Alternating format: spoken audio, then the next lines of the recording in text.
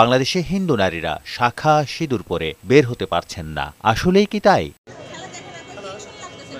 রাজধানীতে গেল শুক্রবারের দৃশ্য এটি। আমি তেমন পরিস্থিতির শিকার এখনো হই নাই। এমন কিছু হয় নাই যে বাইরে থেকে শাখা সিঁদুর পড়েছে দেখে আমাদেরকে আক্রমণ করছে, সেটা এখন পর্যন্ত হয় নাই বাংলাদেশে। আমরা পড়তেছি, শাখা সিঁদুরের কোনো সমস্যা নাই, আমরা তো। ভারতের এমন প্রোপাগান্ডায় বাংলাদেশের হিন্দু সম্প্রদায়ের মানুষ আতঙ্কে বলে জানান হিন্দু নেতারা। তারা বলেন, আওয়ামী লীগই হিন্দু নির্যাতন করেছে বেশি। 100%-এর মধ্যে 95% হচ্ছে মুসলিম বাড়িতে হামলা হয়েছে, মুসলিম যদি হিন্দু মুসলিম ধরেন, আর যদি রাজনীতি ধরেন শুধুই আওয়ামী লীগের। কিছু হিন্দু বাড়িতে, নিরীহ হিন্দু বাড়িতে যে হামলা হয় নাই তাই না, তো আওয়ামী লীগের নেতারাও চাইছে যে নির্দেশ আছে যে সারা দেশে একটা হট্টগোল বাঁধাতে হবে, তারা নিজেরাই রাতের বেলায় ভাঙছে, যেটা আমরা বালিয়াডাঙ্গের ঘটনা বললাম, এবং অনেকগুলো হাতে নাতে ধরা পড়ছে যে এই লোকগুলো তারা করেছে।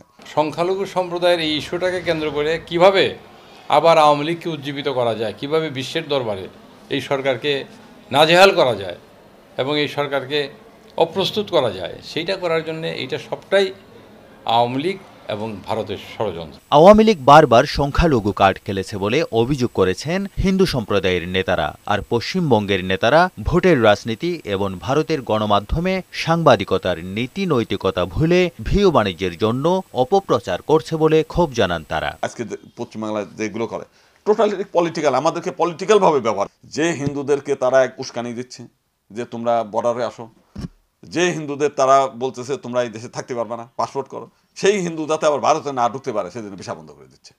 তার মানে বিষয়টা কি, মানে এই হিন্দুদেরকে নিয়ে যত প্রকারের ব্যবসা করা দরকার, ধান্দামি করা দরকার, সবগুলোই করছে।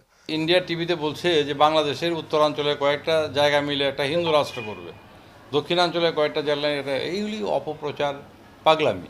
তো এইটা ইন্ডিয়ানরা করতেছে, তারা হয়তো পাগলামি করে না, আওয়ামী লীগের পয়সা এবং ইন্ডিয়ার সমর্থন দুইটা নিয়ে তারা এই কাজগুলি করতেছে। বাংলাদেশের ধর্মীয় সংখ্যালঘুদের আতঙ্ক কাটাতে বাংলাদেশ সরকারের পাশাপাশি ভারত সরকার ও দেশটির গণমাধ্যমেরও ভূমিকা রাখার কথা জানান তারা।